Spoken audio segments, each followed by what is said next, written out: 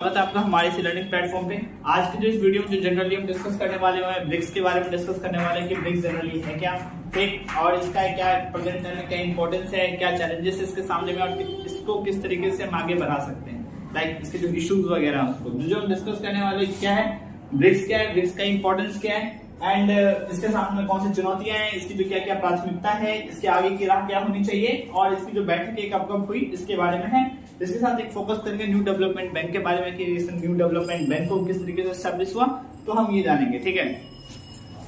तो सबसे पहले हम ये जान लेते हैं कि जो ब्रिक्स का कॉन्सेप्ट है ये सबसे पहले कब आया। तो ये सबसे पहले आया 2001 में, ठीक है। इसे मैंने ऐड नहीं किया है तो मैं इसे ऐड कर देता हूँ।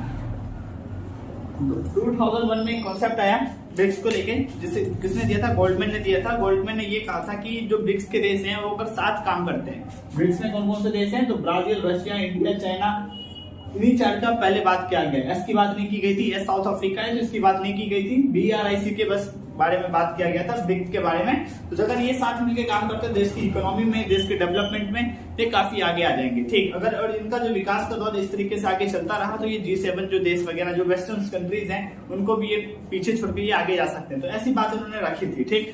लेकिन कुछ टाइम के बाद यानी कि 2010 में इसका कौन जुड़ा, साउथ अफ्रीका जुड़ा, ठीक है। तो इस पे हम थोड़ा डिस्कस करते हुए चलते हैं। तो ब्रिक्स क्या है, इसकी स्थापना 5 देशों के द्वारा की गई, ठीक। इसका जो मुख्यालय कहाँ पे, शंघाई में है। एंड ये कौन कौन से देश है, B से ब्राजील, R से रशिया, I से इंडिया, C से चाइना एंड S से साउथ अफ्रीका।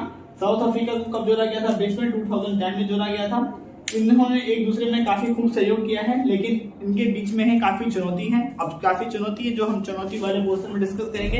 इनके आपस में कौन कौन सी चुनौती है, काफी ज्यादा मुद्दे पे, काफी ज्यादा डेवलपमेंट में इन्होंने अपना काम किया है। अब हम बात करते हैं ब्रिक्स का इंपॉर्टेंस क्या है, ब्रिक्स का महत्व क्या है। तो ब्रिक्स से काफी महत्व है, जैसे कि 5 देशों का महत्व है इसमें।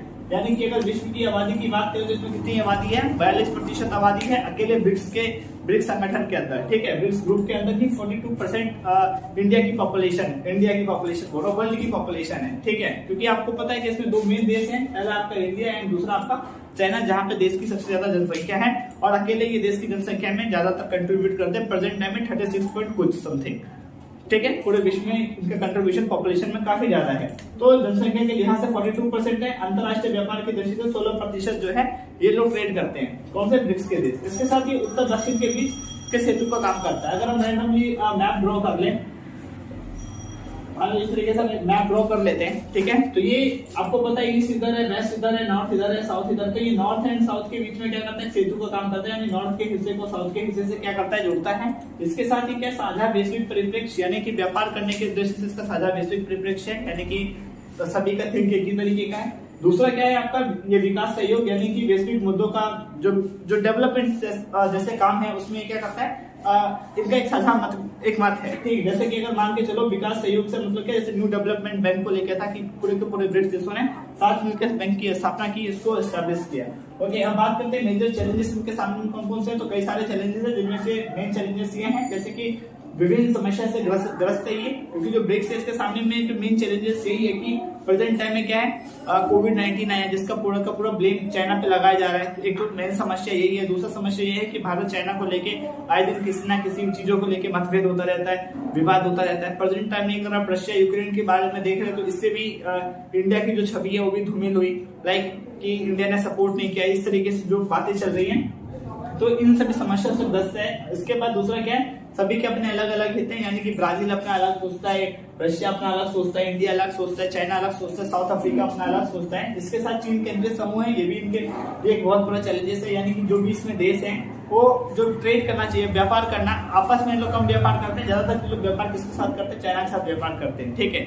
इसमें कितने देश है, 5 देश हैं। तो ये आपस में व्यापार ना करके ज्यादातर ये किससे व्यापार करते हैं, चाइना के साथ। तो कहा जाता है चीन केंद्रित समूह है, ठीक। ये इसके लिए एक मेजर चैलेंजेस है। दूसरा अगर बात करते हैं ब्रिक्स की मेन प्राथमिकता क्या है, इसको मेन अगर बात करें इसका मेन चीज क्या है, अगर जो ब्रिक्स एस्टैब्लिश हुआ तो सबसे पहले सहयोग करना, जो भी ब्रिक्स के आपस के देश है उनका आपस में सहयोग करना। दूसरा जो डेवलपमेंट करना। तीसरा जो है शांति बना के रखना। चौथा आतंकवाद को खत्म करना। एंड पांचवा जो है वो क्या है, विवादों को कम करना, ठीक है।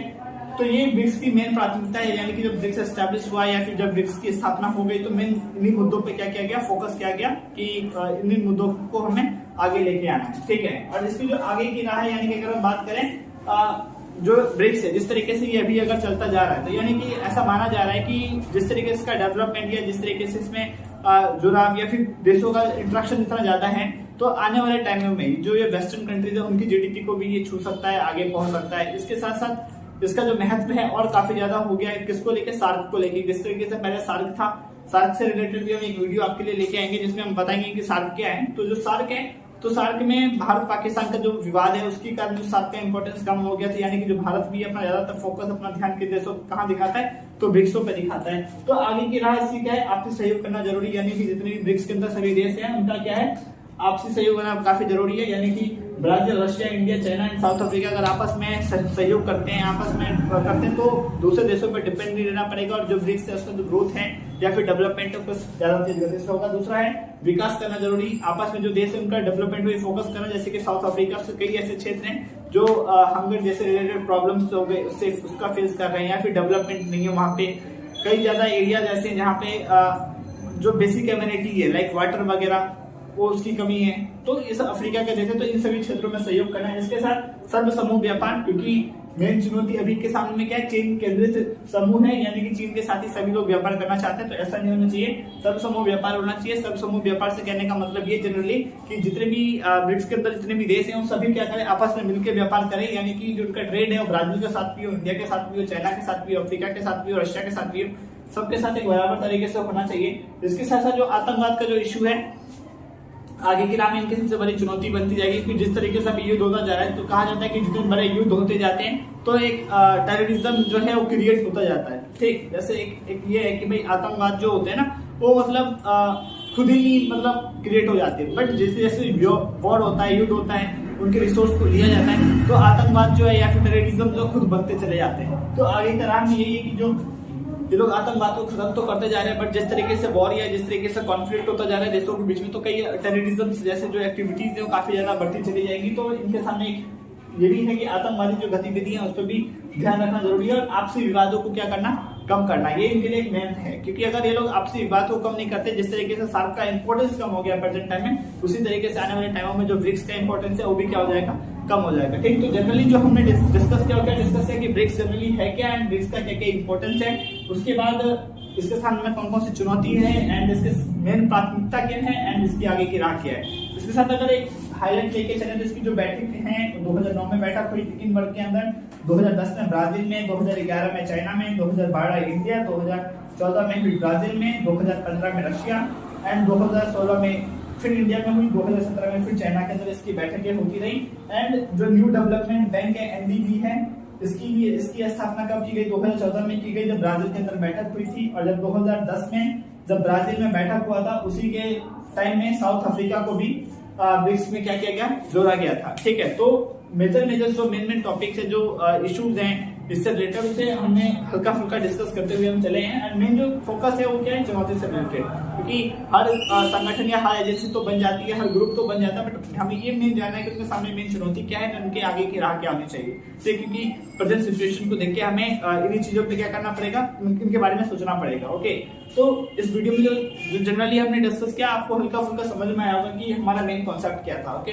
तो मिलते हैं नेक्स्ट वीडियो में, तब तक के लिए धन्यवाद।